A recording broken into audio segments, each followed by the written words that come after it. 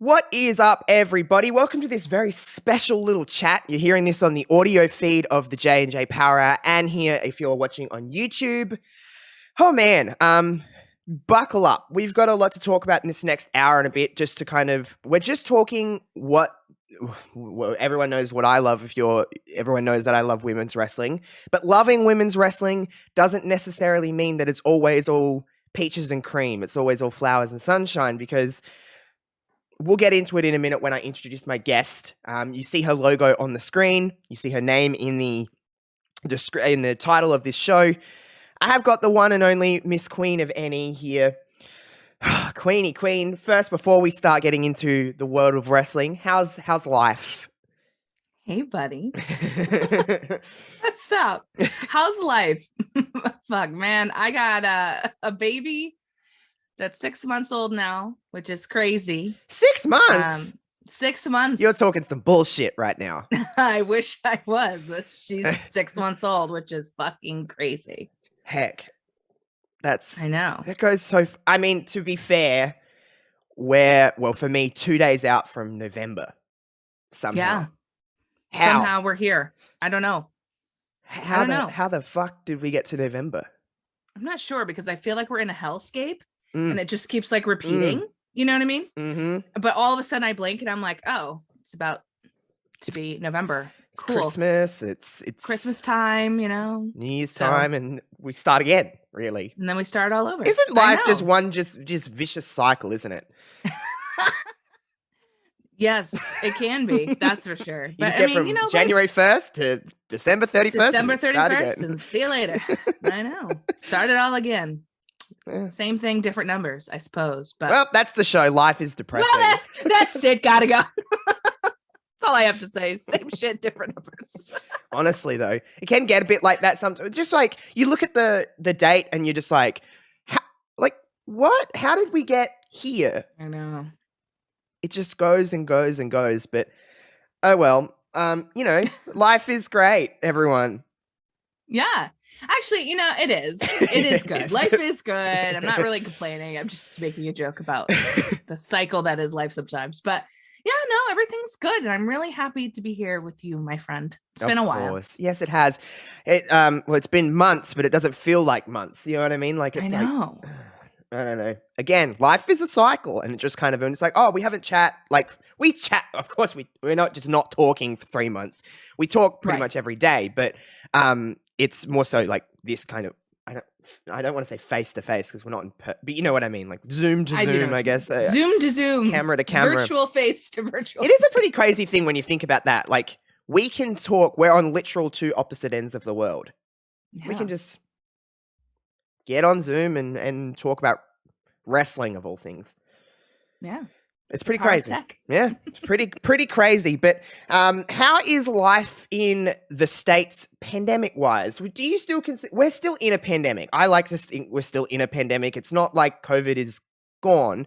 I know it's the obvious question. Everybody talks about it, but it is kind of the world isn't in the same spot, I guess you could say, coming out of the pandemic, or whatever you want to say. But how is life for you personally right now, pandemic-wise? I mean, we're still in the middle of a pandemic. If you don't think that we are, it's probably not a good mentality to have. Like in my job, people are getting COVID. People's kids I know are getting COVID still. So it's definitely not the same as it was last year, that's for sure. Because things are not normal, but not like it was during the quarantine time. But most of the things that are in my day-to-day life are back. Whether they're safe, a little different. Questionable. But for the most part, I can go into a restaurant now. I'm fully vaccinated. I can do those things. I'm eligible for the booster sometime soon. But I don't know. I'm still not feeling the whole inside a restaurant thing with a ton of people like at a bar. I just don't think that that's smart. Like my friend's brother-in-law just got COVID from doing that exact thing. Yeah. Went to a bar, had a great time watching a football game, but shit ton of people, and came home and whoop, tested positive. So it's like, it's better in ways, but I think people are like forgetting that it's still here. Yeah. And I know it's totally different for you. Like, you just got your first dose. Yay, finally. That's Finally. exciting. Don't even the rant I have in me about No. Australia's I can only placement, imagine. but yes, I got my first dose. I got so sick from it, dude. Oh my god. Yeah, bad, huh? Me Hit too. like I got my sister and my brother-in-law went at the same time. We all got our shots together just because Yeah. I'm a little bit of a bitch when it comes to needles. I'm not great. So I went with them. All got it at the same time, and instantly I got a headache. I was like, oh god, here we go. I'm getting a headache.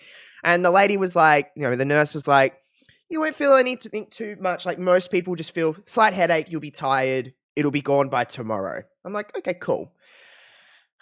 So 2 days, I was pretty much the last 2 days, I've just been like in bed, just like I've been like literal stomach pains. I've been tired, like my whole body just like aching, like headache. Aw. Like, I don't know why I felt it so bad. I hope I don't get it like that again from my second shot, but I mean, probably.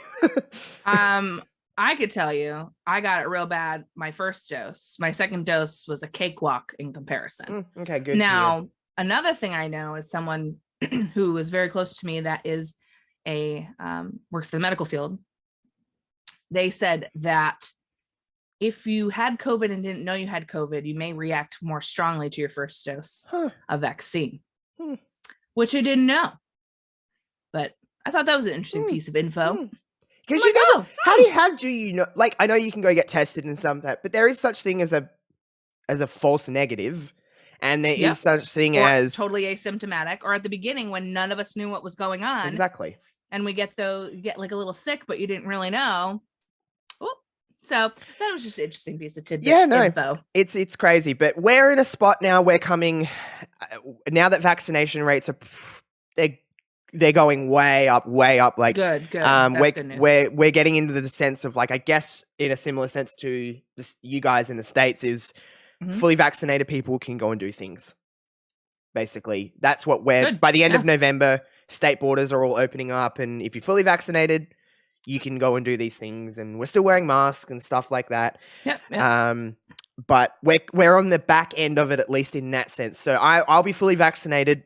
I say this friggin' lightheartedly, the amount of times I got cancelled, but by the 26th of November. So that's what my aim was, always vaccinated before Christmas. That's what my aim was. So that's what my goal is, and that's what I hope to do, just so I can see family at Christmas time. Everyone's all that's important. So that's all I want to do. So basically that. So go get vaccinated, go do all the things that you need to do so you can get back to somewhat of a normal life. But I'm like you, Queen. I'm not rushing to go to any sporting events or any concerts or anything like that, because I'm just a bit like, I'll just hold up for a little while longer.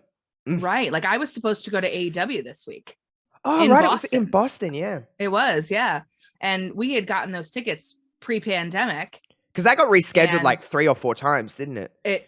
Well, yeah, it did. It got rescheduled a lot. We got those tickets pre-pandemic and when I found out I was pregnant. So I was due like right around the time that show was supposed to happen anyway. So I was like, oh, well, I'll have to get rid of these. But then they canceled it and pushed it. And I'm like, oh, well, I could go to that because that'll be, so far in the future. Then they canceled that. And I was supposed to go this weekend. I was still like not, even though you had to show like a proof, a vaccination, proof of test, I still didn't feel comfortable because I wouldn't felt like there's still, that's thousands of people still. You know what I mean? Yeah, that's a lot of people. Public restrooms and stuff. And you have a little one. And that's a worry it's about. Scary for her. It's not just watch on the TV and be done with it. I guess it'll come again. It was still enjoyable, so that's okay. Exactly. Before we talk about what we're going to dive into, which is the world of women's wrestling, I think it would be kind of important to talk about some news that happened over the last couple of days, and that's Ring of Honor. Essentially, I mean, I don't want to say that they're dead in the water, but they're selling their tape library. They've released all their talent from the contracts. I know Ring of Honor hasn't been anything in the last few years. It's kind of, honestly, Ring of Honor's kind of been a victim of itself, in my opinion, in the last couple of, 3, 4. It's certainly not has as much buzz around it as it did 10 years ago or before that. Right. But Ring of Honor was essentially, it was the biggest independent wrestling company in the world at one stage. At one time, yeah. It was the place where wrestling was at one. Like, you wanted great wrestling on a consistent basis. Ring of Honor was the place. It gave so many people that we all love now that are in AEW, WWE, they're running around in Impact, in New Japan. It gave them their start, or it gave them their platform to make them the start. We wouldn't be talking about Bryan Danielson in AEW right now, or Daniel Bryan in WWE if it wasn't for Ring of Honor. CM Punk, Samoa Joe. I mean, we could sit here and list a lot of people in Ring of Honor, but it's a ton. Yeah. Just briefly wrapping up your thoughts on, essentially, again, it's not the end of Ring of Honor. They plan on doing other things, but in a sense, the end of an era with Ring of Honor. What's your kind of wrap-up feelings on that? It's kind of crazy because in 2019, I went to see NXT before Mania, and I also went and saw the G1 Supercard with New Japan and Ring of Honor together. And that was an absolute treat for a plethora of reasons. But that was like the last time that I felt Ring of Honor was like it. Yeah. You know? Yeah. And it wasn't necessarily because of their partnership with New Japan, but I felt like that was such a strong relationship that they had built. And I just felt like things went really sideways with that whole situation. But that's another story for another time. But I just felt like, for me, reflecting on Ring of Honor, I'm like, I've been to a ton of things with a bunch of Ring of Honor talent. And I've always really liked who they've had on their roster. But I never really wanted to watch it as a product. If they were on other shows or partnering like with New Japan or something, I'd be totally all about it because I like the way it's produced by other people better. Yeah. That's just kind of how I feel about Ring of Honor in general. Yeah. And I'm with you, like the last few years, it hasn't really felt like it used to be, I guess. Like and buzzworthy. Buzzworthy. It didn't have the same feeling. And then, my fandom transitioned too as well into more indie, deeper indie, I would say, smaller than that, and shifted away from WWE to New Japan and then AEW, obviously, when that came about. So I don't know. I feel badly. I'm glad that they released their talent and they can work right away. I think that that's excellent for them. They're able to take other opportunities, and I hope people snap them up. They have some great talent, some women. Speaking of women's wrestling, I don't know. Like, I feel badly. It sounds like you feel indifferent. Yeah, I am a little bit. I think I would feel stronger about it if they didn't release their talent and take care of them in that way and say, hey, go, you can work wherever you need to work immediately, and we'll still have these shows to wrap it up, and then we're going to figure it out. Like, I feel like at least that part of the handling on the outside, right? I don't know what it's like to be a talent that's released, so I can't speak on that. But, I mean, it does seem like the overall kind of landscape of it is that most talent are very grateful that they had the opportunity, and they seem to be grateful, and they put in their booking emails or whatever, their booking details in their kind of, goodbye post. I don't know, whatever you want to call it. So that to me seems like Ring of Honor at least took care of them in that way. So I'm thankful for the talent. It's always about the talent for me. It's never about the company. It's never about anything like that. I could give two shits at the end of the day. It's like the talent is what. Let them make their money. Let them be snatched up by other people. Like, whatever they want to do. I mean, we're winding down to the end of the year anyway, when we get towards the holiday season and stuff like that. So independents are kind of thriving in that time in a lot of sense because there's a lot more shows happening. So, whether it's independent, whether bigger companies want to snatch them up, that's on the talent now, and it's on the companies to kind of do that. But the talent pool just keeps on growing and growing and growing with these companies being able to kind of snatch up talent or just letting them work. We've seen a lot of these talent just go to places and just work. I think we can kind of transition into the women's division now. Or women's wrestling. I get sick of that word, division. We always say women's I don't like division. It. Women's wrestling. Just wrestling and whatever. But I think one talent that kind of showed us that they can kind of go anywhere on the women's scene is probably Chelsea Green. I know a lot of people have a lot of opinions about Chelsea Green, and that's fine. But I think a lot of it stems from some kind of deep-rooted thing of like, because she's a woman speaking her mind in a lot of sense, people are like, we can't have that. Sure. But whatever. I can see that. Your opinion on Chelsea Green is invalid. What I'm saying is that Chelsea Green went to Ring of Honor, went to Impact, went to NWA, was popping up in a lot of places, and I know a lot of other talent have done that before, and she's not the only one, but I think she just pops my brain because she was one of those group of people that got released by WWE and then said, hey, I'm not going to tie myself down to any one place. I just want to kind of go and work wherever I see is best for me. And I think that's a good sign of what we can achieve in wrestling now. You don't necessarily need to be tied down to one place to work there. You can kind of just go around and work and pop up and build your brand. Build your brand. If there's anything I can say about Chelsea Green, again, opinions aside of anyone, what anyone thinks of her, she's building her brand. So good on her. I mean, just go off, sis. I'll never be mad at a hustler. No, me either. Especially not in women's wrestling. No. So. And so the world of women's wrestling, Queen, is a very interesting place at the moment. It's very... I have a lot of feelings towards it. As I always do, as you always do. But I don't feel great about it at the moment. Not because of the talent. That's not the reason at all. And this isn't everywhere. Let's start with something nice. Let's talk about Impact Wrestling. Okay? Sure. I mean, if there's any company that just consistently book their women the best, it's Impact. I'm not strong on the Impact product in general. I don't know what it is about it. I can't put my finger on it.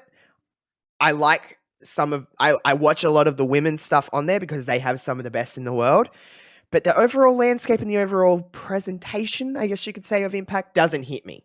I watched Bound for Glory, didn't really care to watch Impact again outside of a few little things. No offense. But I don't think there's any argument from you when I say that their women is their strongest asset that they have in that company. 100%. Yep. If you just look Easily. at the year and a year add some change for Deanna Ferrazzo, my goodness. She was in NXT for however many, 2 years, maybe? 2 years? Sure. I don't know. Something like that. Roundabout. Something like that. Got released. Didn't really do anything of value in NXT. She was just kind of the girl that was losing a lot of matches and whatever it may be. Got released and then said, hey, I'm going to go into... I think the ultimate... at that time for her, the place to go was Impact. There was really... AEW wasn't really... It was starting at that point. It wasn't really like... It was getting there, but it wasn't like Deanna Ferrazzo was like, I'm going to go straight here. It was like, it was pretty certain that I think everyone knew she was going to go to Impact. She kind of dethroned Taya Valkyrie, now Frankie Monet, and went on this like run of a lifetime. I think just working in AAA, working in Impact, working in NWA, having all of these amazing matches. Deanna was the face for me of Impact. There was nobody else there that I associated more with Impact than Deanna Ferrazzo.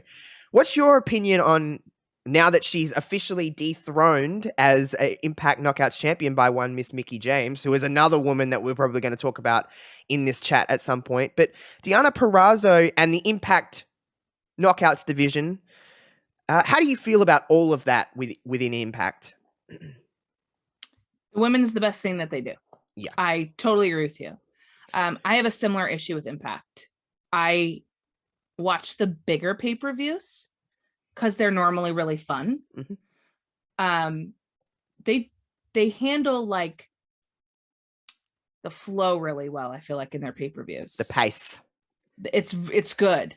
Their show, I don't know what it is. I think a lot of it feels like you know what it sounds to me? Blair Witch Project. This is like what Witch Project. It feels like. It feels like they're fun. trying to create a program that's much bigger than what they can actually create, and it feels like you need to scale it back to fit the landscape of what your product is, of what your, I don't want to say budget because I don't know what their budget is, but it just feels like they're trying to almost fit a square box in a round hole, and it's not, and it kind of. It takes me out of it a little bit. I'm like, you're trying to create something that's so big, but it comes across so poorly because it is smaller. And I think you need to adjust to your setting a little better. Is that I see what too you're critical? saying. Yeah. I don't know. No, I think that's good. I'm not a real fan of Deanna Ferrazzo. I'm going to say that straight off the bat. However, I think she had a fantastic run. I wish more people had seen that because in the landscape we currently have, which we'll get to, I'm sure, that was a run that I feel like people would appreciate. It was good. She was good. So that's good. The tournament that they had is just excellent. They just understand the assignment, Josh. They get it. They know what their asset is, and they do. They play it well. They play it well. They're playing a great hand, and they have great talent to do so. And they're making smart decisions with their women's wrestlers that I wish other people would adopt. Giving them time too. It's not just like one segment. They have time. They have multiple stories. A lot. And there's multiple stories, and it's not, you aren't the best, I'm the best. And you're a bitch. And you're a bitch. And let's trade belts.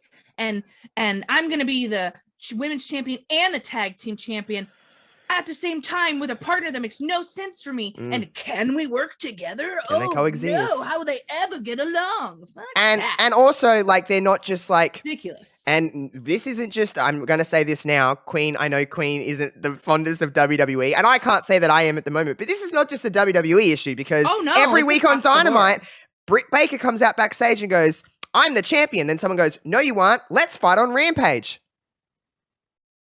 And that's it. I know. Every fucking week, Britt Baker has the same segment on Dynamite because you can't have more than one women's segment on television. They barely do if they do. It's a whole mess everywhere. I'm going to try to be positive. But we're trying to be let's be nice about Impact first, and then we'll talk about WWE and AEW's issues. But I know I'm going to be biased about the inspiration, but it's the perfect spot for them because there's a tag team division and they feel bigger. They feel bigger in this setting. They feel important, don't they? And that little segment they had on, I don't know if it was on Impact. I don't know. I just watched their segments on Twitter, but they just look like they're happy. They're able to do what they want. I think that's the general kind of gist in Impact, especially with its women, is that they're doing what they want to do. You know what I mean? Like they're doing what they're playing to their assets very well. They're hiding their weaknesses, showing their strength. I think for a spot like, of course, biasly, I'd like the inspiration to go to AEW because I watch AEW the most. You know what I mean? It's what I'm watching the most. If I'm not watching WWE, I'm watching AEW. So it's like those are the two things that I'm kind of at least paying the most attention to. And they've got the biggest microscope on them. They've got the biggest. Oh, yeah. You know what I mean? There's no question. Watching.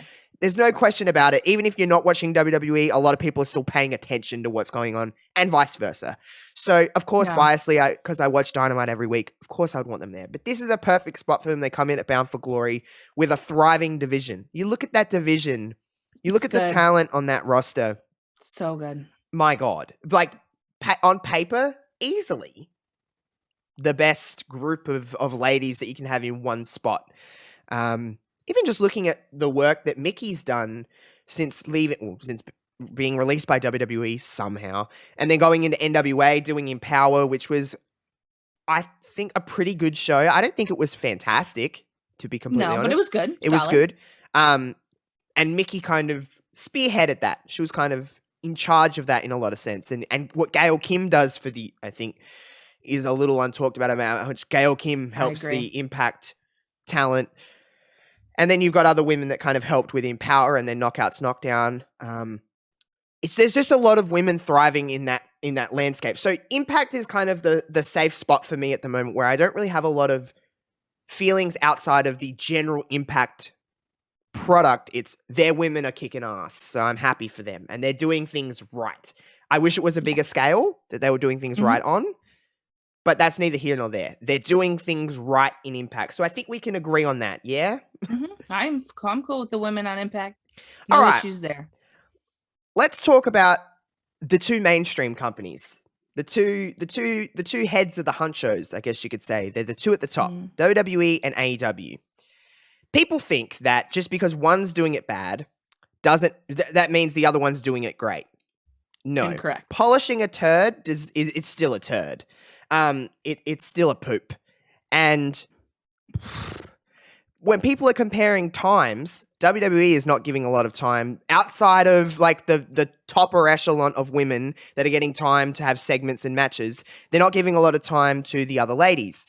That doesn't mean AEW are, because listen, just because a 5-minute match is happening on Raw and a 6-minute match is happening on Dynamite, that doesn't make it good. It doesn't make it good at all. It doesn't. You know, That's and 11. I've been thinking, That's 11 minutes in 5 hours of programming between Raw and Dynamite. 11 minutes. 11 minutes. What the fuck? Here's what I want to ask you, because I've been thinking about this ever since we chatted and you asked, you know, hey, do you want to talk about this? I've been thinking about it. Why do I, as let's pretend, a casual fan, give one iota of a care about women's wrestling? If I'm watching that product, whether it's Raw on Mondays or AEW on Wednesdays, what is making me as a casual fan enjoy your content? Because from women, because what I'm seeing is the 4 horsewomen. Dope, great, understand that, got the box, check that off. Yeah, that, by the way, before I'm just going to interrupt for 2 seconds. People are always like, the 4 horsewomen get so much time. Yeah, well, they've earned a lot of that too. Yeah, oh yeah. They're very fantastic. I'm not saying that's a bad thing. I'm just saying we need other women. But go on. I'm sorry to interrupt. Yeah, that's okay. So I was thinking about that and like, okay, I understand that. But the presentation of what WWE is showing me, and I'll get to AEW in a second, is showing me is they do not care enough to put any effort into storytelling for women, time for women, importance for women. So why would I, as a casual fan, care? I'm just going to go and say the same thing that everyone always says. This is the time that I'm going to use the bathroom. Women's wrestling is trash, and I don't need to watch it, because that's what the company is telling me by not investing in their women's talent or giving them silly things to do and thinking that that's going to be enough for fans. It's just creating and perpetuating the culture that it's not important. As a women's wrestling fan, as a fan of wrestling, it's insulting. It's insulting. I mean, as a woman, I'm insulted. Like, I just don't think, like, oh, do they think we're stupid? Do they think that we don't notice? I'm like trying to understand the mentality, right? Because you're doing that Queen's Crown, so Queen of the Ring, whatever thing, and your matches are 2 minutes long. An Iron Man woman match is supposed to be that long. I'm having a hard time understanding the mentality with creating that and thinking that, yeah, that's good. And then there's Stephanie McMahon out in the public accepting awards on behalf of women and telling me that you care about women's wrestling and the evolution. What are you doing for them? In the back? And if you are doing things for them in the back, why isn't it being listened to? You're a McMahon, Stephanie. Yeah, we want women's wrestling. We want it. There's a market for it. People want to care about it. But if you continually throw in my face that it's not worth my time to care about these women doing this tournament that's supposed to be a big deal, first ever, like oh, blah blah blah. Oh wow, this is great. Well, and that's all they do. It's like, oh, it's the first ever. It's like evolution, first ever. They're trying to please us just by going here, have it. But they're not, because it's not making. But that's what they sense. think. Yeah. Right, and it's the same problem with me with AEW. They have 2 hours. Okay, and as much as I love Kenny Omega and the Elite, I'm all about it. I'm loving their new signings. I'm excited about AEW. I love the actual wrestling they put on. The matches are great. The storylines are great. The women's division has been a problem since day one, and you can hear me clapping because I'm telling you, it has not gotten that much better. No. There are improvements, surely. There are great talent, surely. However, You can't make a bigger belt and then tell me that you've made strides in your women's division when you don't give them segments and anything interesting in storyline besides Britt Baker and Thunder Rosa. I think that stuff is great. Their no DQ, full bloody St. Patrick's Day whole thing was excellent. Yeah, but where have we gone from that? They've done nothing. Where have we gone? And then they're doing a tournament and like, okay, cool. And Sheeta's been the first woman to win 50 matches. Awesome. It's great. You have things available, but you're not utilizing it. But you're telling me that the Elite need to be in 2 different storylines with the Dark Order, Hangman, and Jungle Boy and the Jurassic Express at the same time. And that's going to take up a lot of segments. And I need to listen to Chris Jericho and Top Team talk at each other and say the same thing. And say the same gay joke every fucking week. Every time. And like talk about all this stuff. Okay, funny. Like I get you need to have him on there, whatever. But does it need to be every week, A? And B, does it have to be the same thing? And why are we listening to this Top Team idiot scream at the top of his lungs some shit that's like ridiculous? On every show. So outdated on every show. Give it to me once or twice. I get it. You're building towards this massive 10-man tag. Good for you. Yeah. You're appealing to the MMA, UFC I get audience. that. Okay, whatever. It. That's not the problem, Josh. The problem is you're telling me you could do all of that stuff, but you can't give me 2 women's segments? Why? They have like the backstage Britt Baker thing on Dynamite just to get her face on Penelope and or the bunny and Ruby Soho. Which is fine. But the problem is, Queen, is that it feels like it's the women's match. Yes, it feels separate. It feels like the token women's match of the night. And I hate that. And people are like, oh, but you know, like they've done like Tony Khan, who I like. I have no problem with Tony Khan, but he always tells me how in those media scrums and that they have the women's division is one of our top priorities. Really? See this, and that's the same thing that I'm hearing from Stephanie McMahon. And then I'm looking at it and going, absolutely not. You are lying to my face. I guess say we suck and we're going to fix it, or don't fix it and stop lying to me. Yeah. And I guess the difference, listen, there's not that much difference because Stephanie is a McMahon. She has a lot of pull whether people want to, you know, she does. Tony Khan is still, he is the head honcho. He's the one that goes, yes, no, yes, no, yes, no. Put this here, put this here. Why can't we have women open up Dynamite? Why is it the same 6 people that get to open Dynamite every week? Why can't we have, they've had, I think women have main evented Dynamite 3 times. I think the common denominator is that it's Britt Baker every time, who I love. And this is not a shoot on Britt Baker. We both love Britt Baker. We love her. And that's what I want to clarify. Like, we're saying this stuff because we care a lot about AEW. This is constructive criticism. We care about fans of women's wrestling. We care about all of the women. I don't care that they're green. Also, that's the other thing I'm tired of hearing. Well, they're green and they need to be trained. Great. Open up a gym and help them. But the only way to gain experience, other people. The only way to gain experience is to wrestle. Let them go. Wrestle. And stop telling me that they're getting matches. That's the other thing I'm tired of hearing. They're getting matches on AEW Dark and AEW Dark Elevation, which is the same goddamn show. So I don't watch it. I'm sorry that I only have. I'm not watching all that. I'm not watching 2 hours of like 16 matches on Dark. I'm just not. Tough. It's and tough. I watch. So if you're telling me that I have to watch 2 hours of wrestling on, I'll say it in my times, a Thursday morning for Dynamite. I'm watching NXT every week because I still like NXT. I know you have your things with NXT, but I like NXT. I'm really enjoying it. So I watch 2 hours of that. That's 4 hours. All right. Mm-hmm. So that's my Wednesday and Thursday. Again, my times. I'll Rampage. I try to watch every week. I mean, it's getting tougher. It's getting tougher. That's 5 hours. You're then telling me if there's a pay-per-view in there, that's 3 or 4 hours. Mm-hmm. That's 7, 8 hours of wrestling in a week. Then if I'm popping in to say watch, the segments that I do of SmackDown or the segments that I do of Raw or the segments that I do of Impact, I do like to do wrestling. I watch other things. I hate it. I love wrestling to bits. It's my number one love. But well, sure, but I want to watch other things. I got a job. I've got a life. I've got friends. I've got other responsibilities. I've got to go to the toilet at some stage. I got to shower at some stage. I can't watch that much wrestling. Dynamite is your flagship. Dynamite is your number one priority. Right. And don't tell me that Dark is trying to be... No. And Rampage, all due respect, it's their B show. Dynamite is your priority. if you're telling me that you can't fit in more than a 30-second same thing Britt Baker segment and a 6-7 minute match in every same time slot in every same week, then you are not making your women's wrestling a priority. You're just not. And I agree. I totally agree. and it's not okay. On the other side of things, WWE maybe, they might be putting on more matches per se in a single show for the most part, not on SmackDown, but Right. on Raw and stuff like that.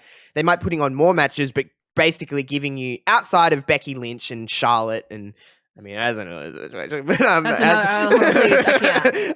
outside of those, outside of those, the top Bianca, all of those kind of women, you had an opportunity with Queen's Crown. You had 8 women who were not the 4 horsewomen, who were different women, to give them. Zelina Vega, okay, won the Queen's Crown. It was her and Doudrop in the final, okay? You had an opportunity to go out there and say, hey, we're presenting other women. There's other women on this roster that we can make. You could have, imagine, I don't care. It could have been any of those 8 women that won that tournament. We gave a shit. Liv Morgan. Oh, sorry. It should have been Liv Morgan that won Money in the Bank, but that's another fucking That's a question. whole other story. We'll talk about Liv in a minute. But you had, so Zelina Vega won. That was an opportunity to make Zelina Vega a huge heel. Easily. You can give her all the gimmicks. You can give her, the typical queen. I don't give a fuck. It's funny for a little while, but it works for what you're trying to do. I understand it. Do I agree with it? Not necessarily, but just, you can do whatever you want post this tournament. But if you gave them the time and the actual equality of what you were giving the King of the Ring, I had this argument with someone on Twitter who I like very much. I won't say his name. We're very good friends, but I was like, so you're telling me Liv Morgan and Carmella in the first round got 1:26. That was the official time in the first round. Zelina and Tony on that same show got 2 minutes and 2 seconds. Okay? That's what, you do the math. It's like 3 minutes and some change. Finn Balor and Cesaro got 2 segments. Sami Zayn and Rey Mysterio got 2 segments. They totaled about 17 minutes. You couldn't take some time. You couldn't. But someone was like, oh, but Liv Morgan and Carmella are not on the same level as Finn Balor and Cesaro. Okay, here's my argument for you.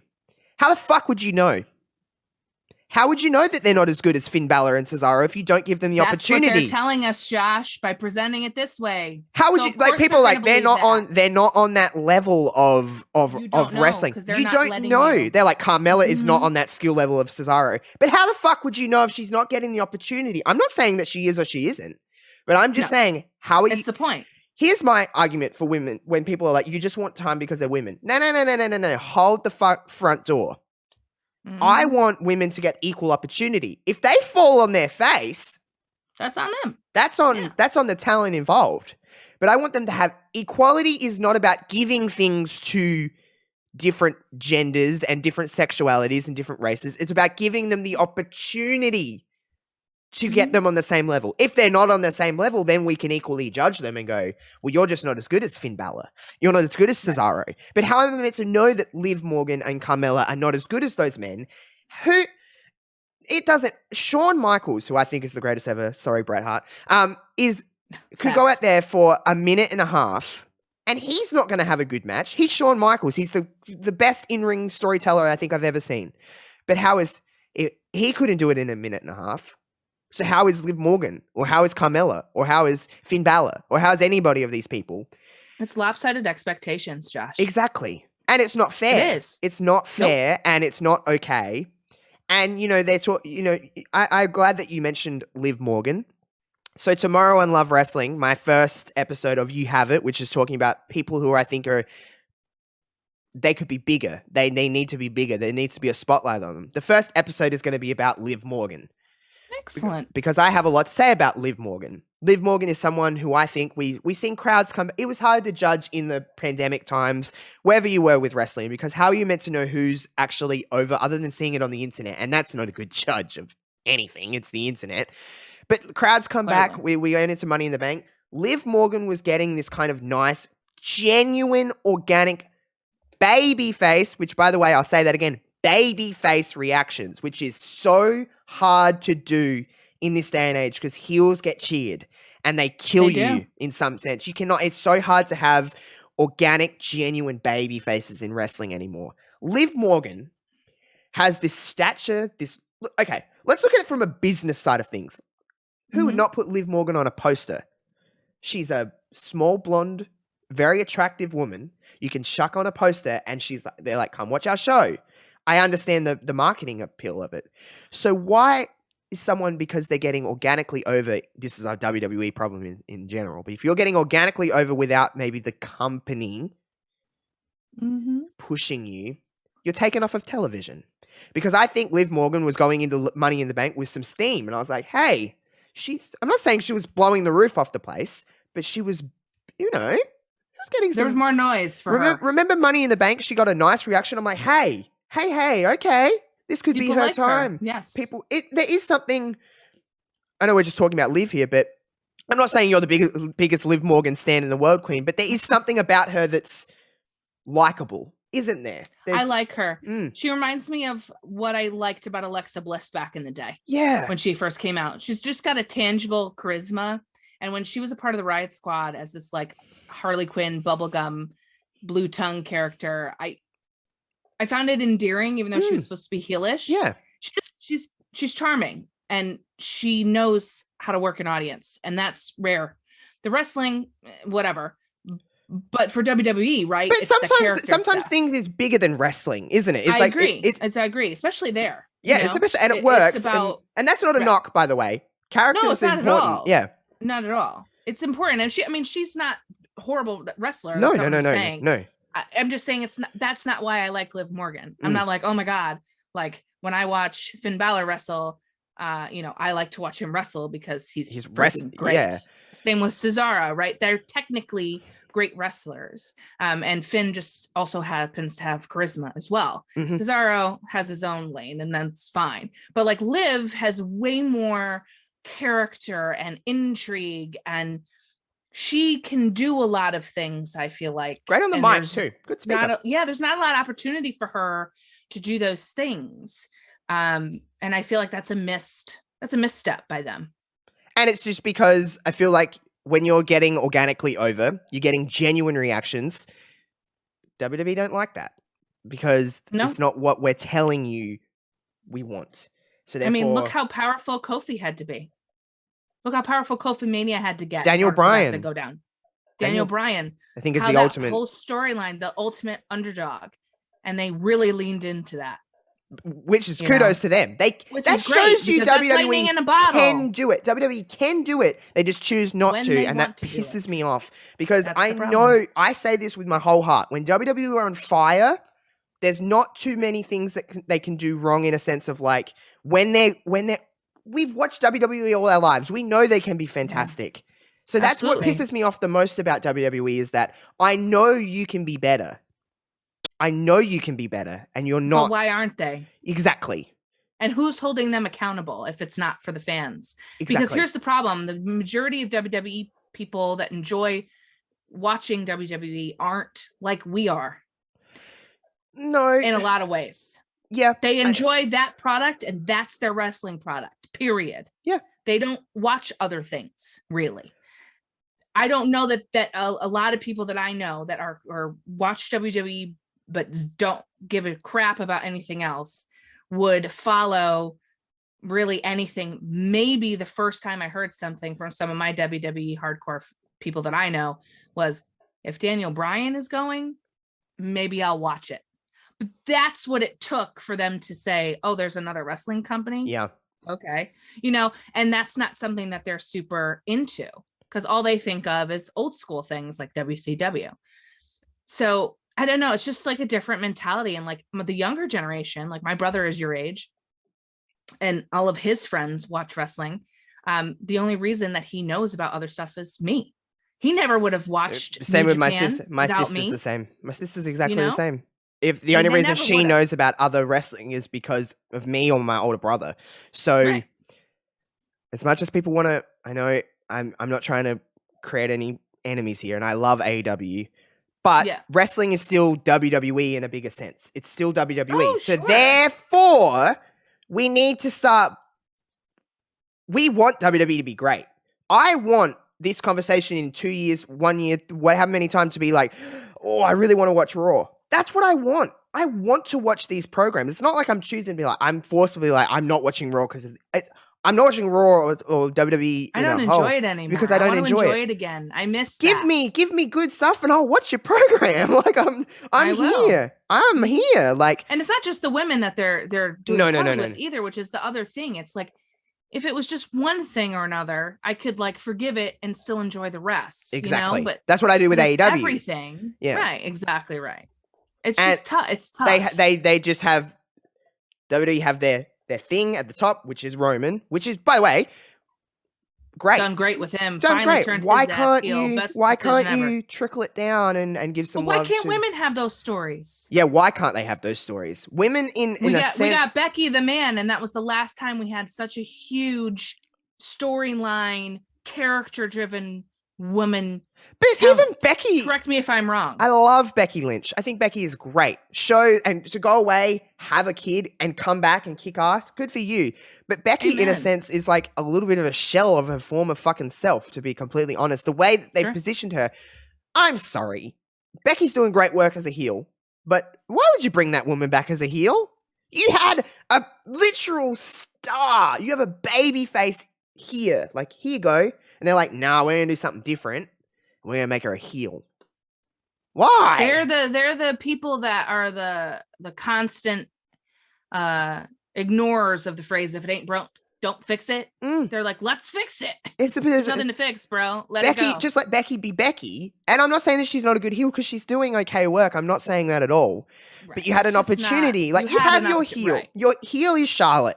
Okay, which is, I know there's a lot of speculation about Charlotte Flair. Or Shayna Baszler that they could have pulled the trigger on ages ago. Josh, wasted opportunities. But that's the kind of... can't do everything on both shows. No, it's 100% Build your right. Women. Also, why does Charlotte, and this isn't a knock on Charlotte, this is a knock on the booking, Charlotte always has to be centered around the title because the overall landscape of WWE with women is that we have to have the women only in a title feud. Why can't Charlotte be used in a spot to help someone like Liv Morgan? Imagine a 6-month story with Liv and Charlotte, and you have Charlotte cheating and all of these ghastly things to get Liv over there. And when she beats Charlotte, it does not hurt Charlotte Flair, and it helps Liv Morgan.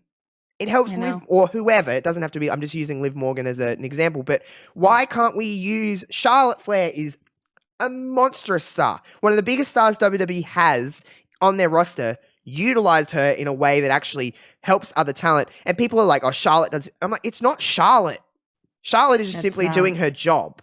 And I like how all of these reports come out when something goes wrong and then it's like Charlotte isolated herself and Charlotte did this. I'm like, so why didn't you tell us that 6 months ago? Why are you only telling us this now? Because something went wrong. It's convenient for your narrative. Exactly.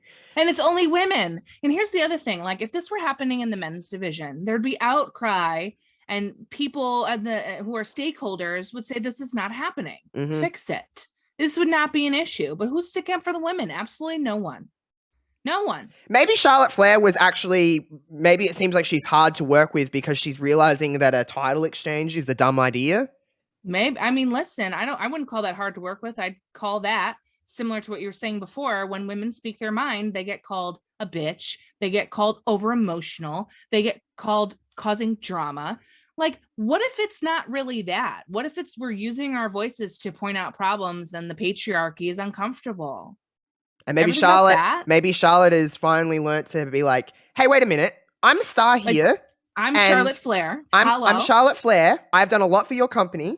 I'm making you a lot of money. Breaking for you. I put a lot of the time is when something goes wrong in the women's division within WWE's booking, Charlotte will fix it. Don't worry. Charlotte will go and fix it. Win the title. We'll fix this right up. How many times has that happened? By the way, people are like, oh, Charlotte Flair wins all these titles. How many times in the last 3 years has Charlotte been a transitional champion to get it to somebody else? God. So many times. Every cash in, everything. And people are like, oh, they're just stocking up her wins. Why wouldn't you do that? Because it would be a kind of nice story to have a Flair break a Flair's record, but whatever. But also, Charlotte not building anybody else. Charlotte is we'll get this person over for a month and we'll have her beat Charlotte for the title. Mm-hmm. That's right. Because people are like, okay, Nikki cashed in on Charlotte back a couple of months ago. Charlotte beat Rhea the night before. Do you not think that was protecting Rhea Ripley? Do you not think that was... like, what was the point of that? Hello? Yeah. I'm not defending, and I'm not saying anything like that. No, we're not defending either. I'm not defending anybody, but also Right. I'm just trying to put in perspective of what Charlotte Flair actually means to WWE's product. Okay, let's play fantasy booking here. If Charlotte was to walk away, right? That's a huge person. That's a huge void you have to try and fill. Who's that person you're going to have that cashes in on? Who's that person that you're going to get the title from? They're not going to do that to Becky Lynch.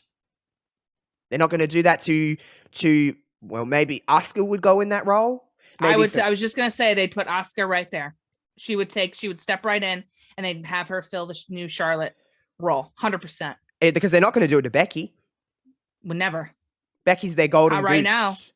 Becky's their golden goose. She makes too much money. Charlotte, but maybe Charlotte is in the sense of like, hey, this isn't a good idea. I don't think my championship title, I didn't say belt, Vince, calm down. My championship title is not a toy.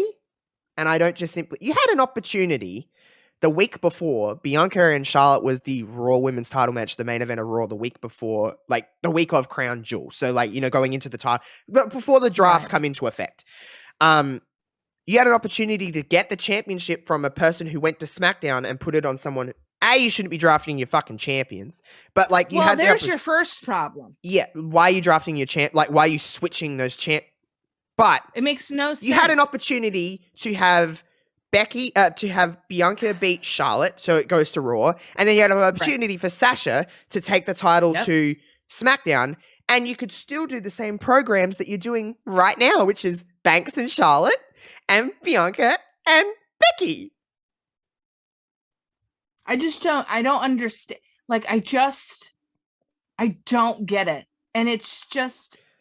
it makes me not want to watch them even more. Like, talking about this is actually making me heated because I just feel like people who are fans of women's wrestling, this is just not it, homie. This is not it. And like the best way I can do that is make your pockets hurt. Like, I'm not going to pay for your crap and I'm just not going to do it because there's no other way that I can do it because the landscape doesn't allow for many women to have a say in what happens in that world. Again, not the talent, by the way, folks. Not the talent. I'm talking about the administration. They have some of the best. They have some of the best workers in the world within that. That like you look at that on paper, Queen.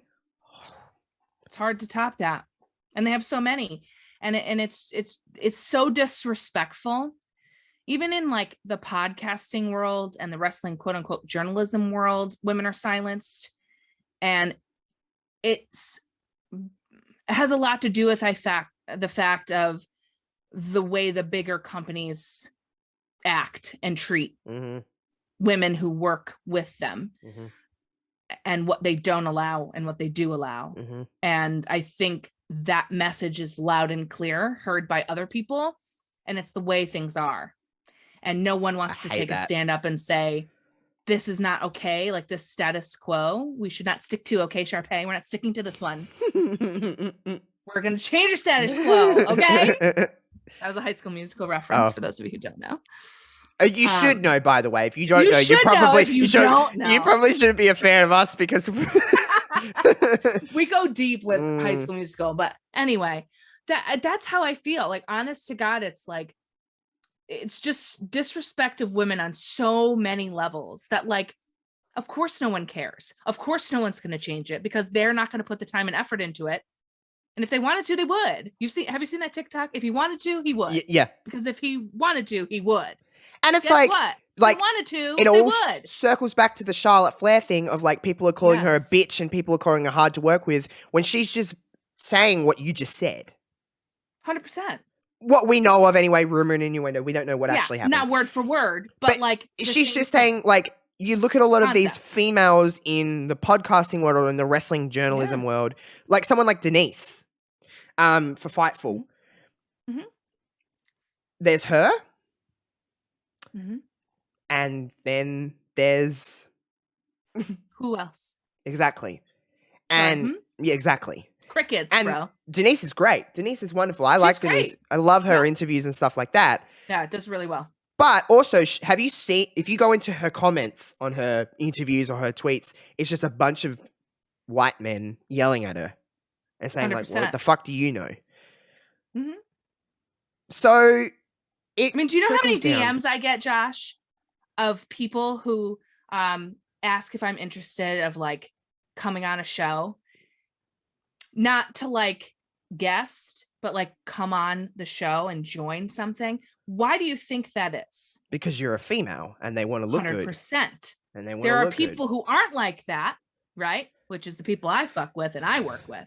But there's a ton of people that are like, oh, well, she's a chick, that'll get us more, you know, Listen, whatever you want to call it. I'm just telling going you, to it's bullshit. listen. You want some hot piping tea for Give us everybody? I the think it's been teas. enough time to pass this. It was the reason why you were part of Brainbuster Radio. And that's not from me. I don't mean this in a, you know what? I don't even care at this stage. It's long enough has Spill passed. it. I have sat on this for a long time. That was the one reason that you were a part of that team, because you were the one female voice and you had to fill a quota. And I fucking hate that. And again, that's not my decision. I'm not saying that. I think No, I don't think I need to. I don't need to prove myself in that sense. But you, I don't mean that in a disrespectful way to you. But you were a quota. And I'm not saying that I heard that directly, but I know that. I think I know that I think too. you know that. I know that too, by the way that I was spoken to, the way that I was treated in front of other people. The pull that apparently I have because I'm a female and people would like to listen to a woman's perspective, not because I bring value, but because I'm female. Like, I figured that's why, but also look who ended up on top and look who didn't, buddy. Genuine is genuine. Real is real. Takes one to know one. And that isn't one. Again, we're not trying to shoot or anything like that, but we haven't said about any of that in that whole time. No, we haven't talked about any of that. We haven't, Josh, there is a lot of stuff that we have, all of us, OGBBR crew, have kept tight to the vest. Because we we're have good not people. ever said, because you know what? That's A, no one's business. And B, it's our business. C, we're not about that life unless we have to be about that. And life. I just think it fits this kind of context of what we're trying to say. Does. And again, It if does, you don't want me to include that bit, I'll edit it out of the thing. Include it. But I'm just saying that I think it just incorporates the narrative of what is real. It's not what the narrative of what fits the society. I hate that society thing. We could go on a whole nother tangent about how society perceives certain things. I think sexuality and race and everything like that is something that I've learnt about in the last year and a half of just being out, is similar situations to that. Is just being like filling a spot because of homosexuality. Who you represent or who you are, to fill a box, to make a quota. And there's a lot of people, you know, who can speak on that better than we can in a lot of ways, right? But we have our own experience that we can share, and it works with what we're discussing because this is the reality. Like, we're podcasters, we talk about wrestling, we are people who are active on social media and share our thoughts and engage with others and want that positive discourse or that constructive criticism discourse as well. And just to be able to have those things, you know, I'm really appreciative of, like, you know, you and JPQ and Mags, specifically my OG, you know, boys that were like, you know, always open to me, not because I'm a woman, but because I have value and I have, you know, things to say. And I was always supported by you three rather than how I felt with other people. You know what I mean? Yeah.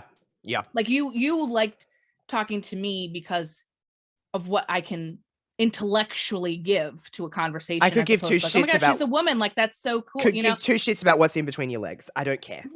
Right. And that's something that is hard in this particular venue of where we are in Twitter verse and wrestling Twitter and wrestling community, and just like that world, work culture of and work culture as well, separately. So, you know, like, I always found that level of comfortability with you guys, which I so appreciated, because it's not normal everywhere else, and a lot of people don't like to hear that either. It's just a whole thing. It's a whole. It's just, it all circles back to what we're talking about. Is that people scream equality, but when true equality actually happens, people go, not like that. Please, not like that. So I think what we're trying to say is that we're not here just to shit on something to shit on it. We genuinely Not at want to all. love every piece of wrestling that's out there if there was a perfect world. But what we want specifically with women within wrestling is just more opportunity and more opportunity to succeed or fail, because we're not seeing that a lot at the moment outside of the core group. And to kind of, spend the last 10 minutes of this show talking about AEW, we talked about what is kind of going wrong with WWE and a lot of things we need to fix, and not all wrong. There is some examples of greatness of course. in WWE with the Becky Lynches of the world. Bianca Belair losing in 26 seconds at SummerSlam and still being over.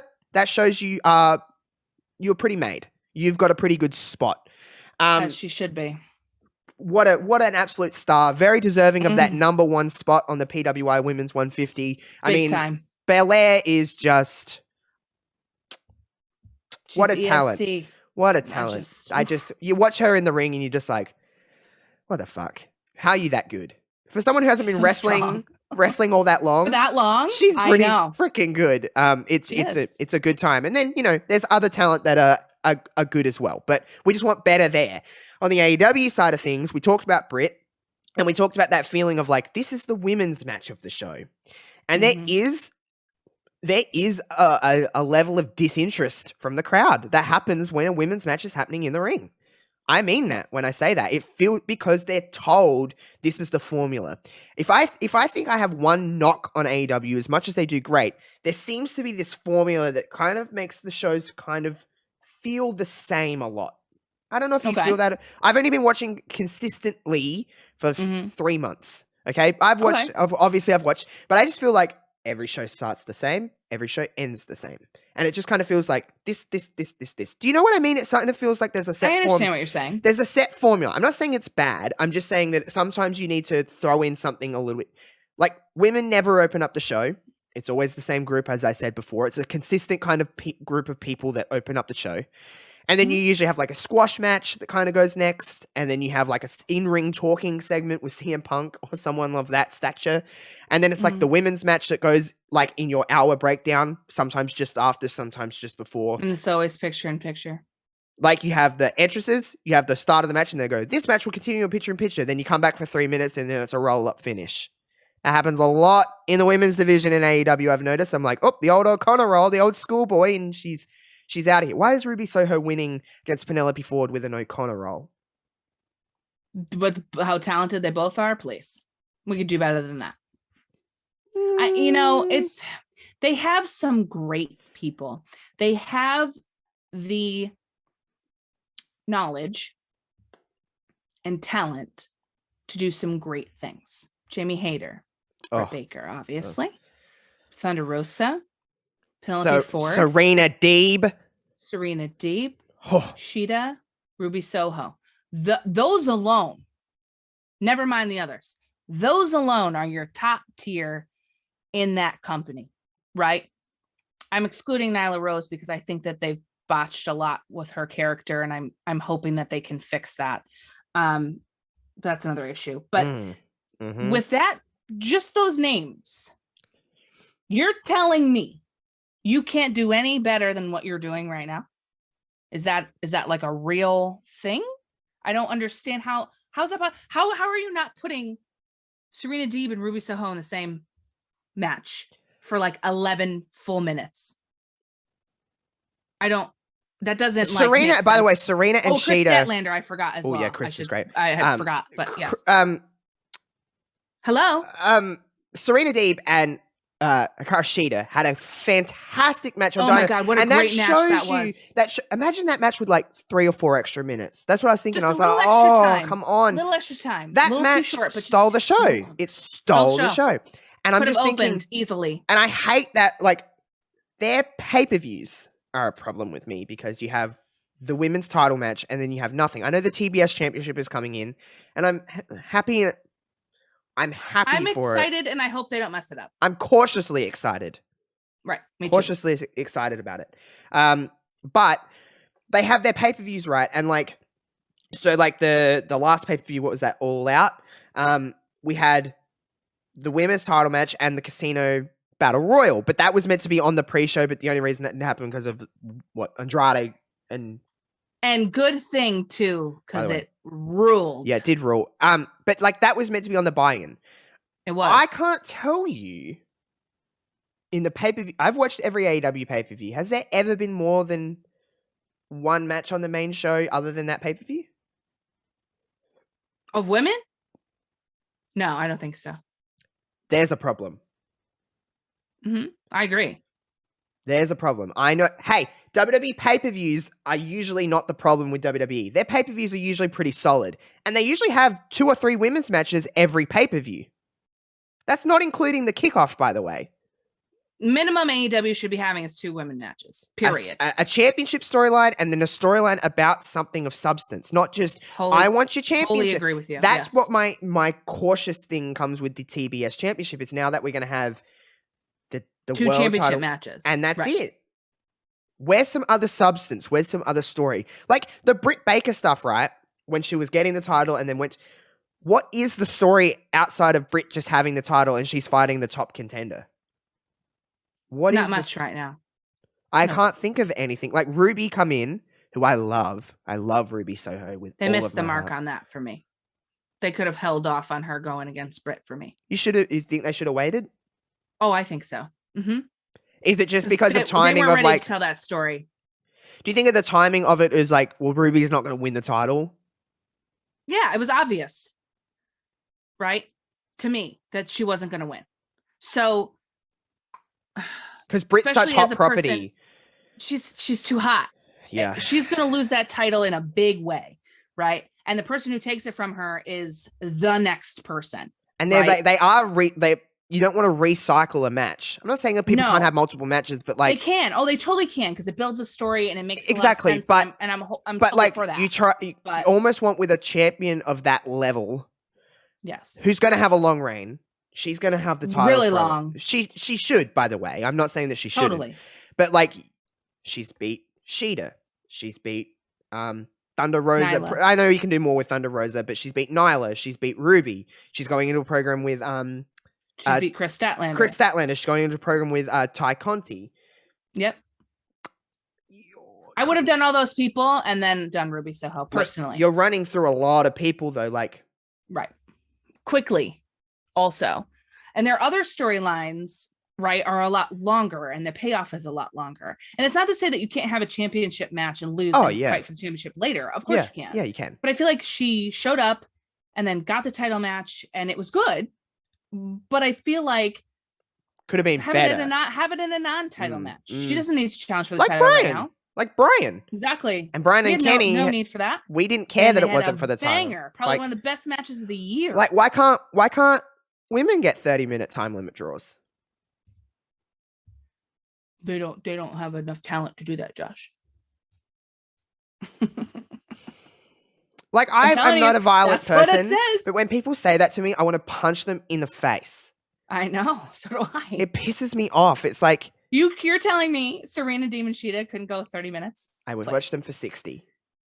They would be amazing. Serena Deeb is the best technical wrestler in the world. She's unreal. She's so damn Name talented. one time ridiculous. that Serena Deeb has quote unquote botched. If I she did, she ain't fucking showing you.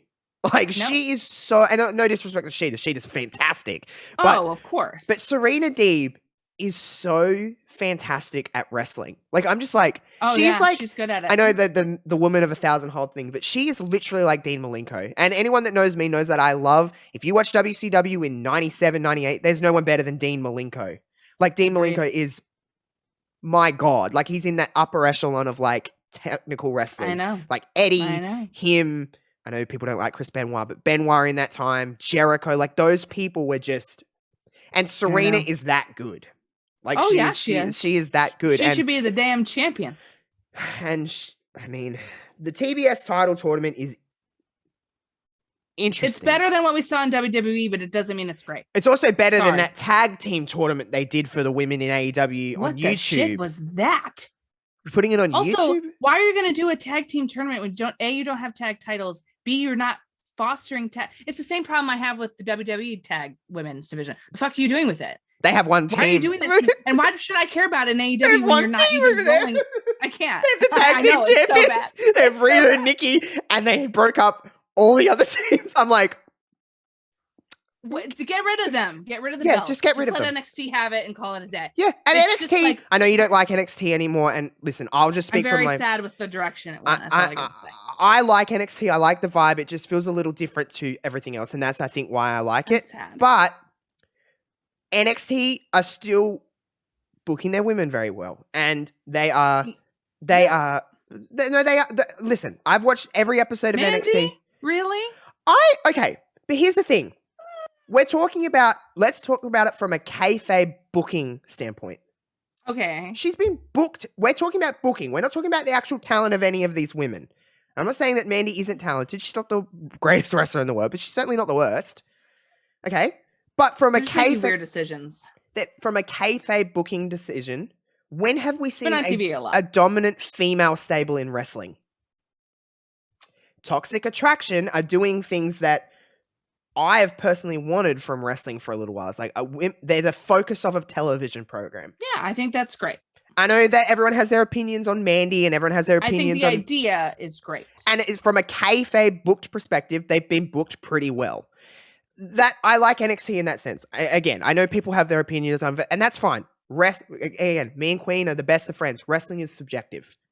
And it's very true. I understand why she doesn't like it, and I think Queen understands why I do like it. Totally do. So, but from a kayfabe booking perspective, I'm pretty sure that's a pretty good, and they're on television a lot. They're getting a lot of time, which is not something you can say on Raw, SmackDown, or AEW programming. Nope.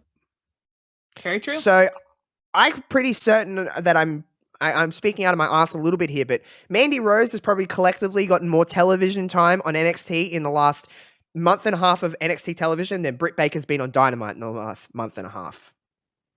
I'd be interested to see that stat. I know someone we can ask. But who would know that answer? I'm pretty confident in saying that. And that's a problem. I 100% agree with you.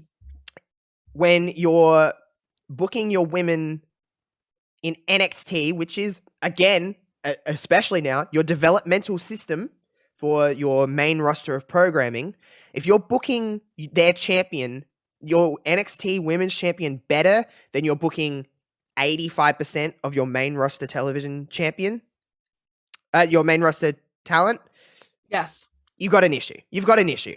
So, I agree. Again, I know everyone has their opinions on everything because it's wrestling, but I'm just talking from that kind of standpoint, from a booking standpoint. And I think that's what everything that we've just talked about in this last hour has come down to, is booking. It's not a talent standpoint. It's not an in-ring quality standpoint. It's from decisions made by white men in suits that sit in an office chair and think they know about wrestling. Mm-hmm. For the most part. Or they think they know what we want to see. And it's Which weird. in some cases they do. And in other AEW has cases shown that they give us what we listen. want. But why aren't they listening to us when it comes to women? Because I've not... It's not just I can't us. figure it out. There's lots of people that are saying this across the board and saying, this is the problem. This is the only problem you have in AEW right now. Fix it, bro. Just give it some opportunity. Give it some time. If they fall flat on their face, it's on them. Then we'll shut the fuck up. We'll go, okay, they had their opportunity. They're not giving us what we want. Therefore, accountability. I know, but you can't get what we want if you don't let them try. Exactly. So that's going to wrap us up. We have a lot of... So in summary, we want better for women. Impact is doing a great job. Just give us more. Give us more. Yeah, you have a lot of talent. Opportunities. That's all. Across the board, there's so much talent. There's never been more talent than right now in wrestling in general, but with women especially. Like, there's never been more opportunity. I'll end with this question, Queen. If there's one female talent from any company, if you can just take away all your bias for certain things and just go from a complete Queen standpoint and take one name in 2022 that you want to just watch shine, that you want to watch get all the big moments, who's that female talent you want to shine? Chris Statlander for me. I love her. It's Liv for me. It's 100%. Yeah, I totally and you know what? I would say that with equal as much as heart as I do with Chris Statlander. I just have a personal I like Chris. Real respect for her. I Chris. feel like she would be a really fun person to watch shoot to stardom. It would be nice. Chris is wonderful. Liv is the person for me, and I mean that in any aspect of wherever these people are, whatever company they work for, it doesn't matter to me. I just want to watch them shine. I just want to watch them shine because whether I'm paying attention to WWE or not, I pay attention, I should say, and like I keep up with what's happening. I have Twitter, but I still pick out the clips and go, I want to watch this person because I like this talent. And usually that's the women for me. So whether I'm watching or not doesn't matter. I just want to watch Liv hold that championship up at WrestleMania. Royal Rumble victory for Liv Morgan. Huh? Can I put that out into the? Can I manifest that out into the world? Manifest your shit, people. That's what we'll maybe I'll call that this. Manifest your shit and you'll get Manifest your shit and you'll get it. All right. Well, Queen, it's been wonderful talking to you. I'm sure we could probably talk for another 5 hours about this, to be completely honest, because we have a lot of thoughts on the world of wrestling. But have you got anything you want to promote? I mean, listen, you know, I'm still semi-retired. I'm looking to just shoot the shit with people who like to talk wrestling. I miss it, but I don't have as much time as I used to do the things I normally want to do. You know, and everybody's, you know, busy and life is changing. So just all I do really is I just talk a lot of shit on Twitter. So if you want to follow that. And if you want to fill the female quota, get up, Queen. Fill the female quota, definitely come into my DM so I can wreck you. Oh, I'm such a little shit. I'm such a little shit. Anyway. Yeah, but I love you. You can follow me. I have our Twitter names on the bottom of the screen anyway if you're watching on YouTube. And I'll keep all of the links in the description.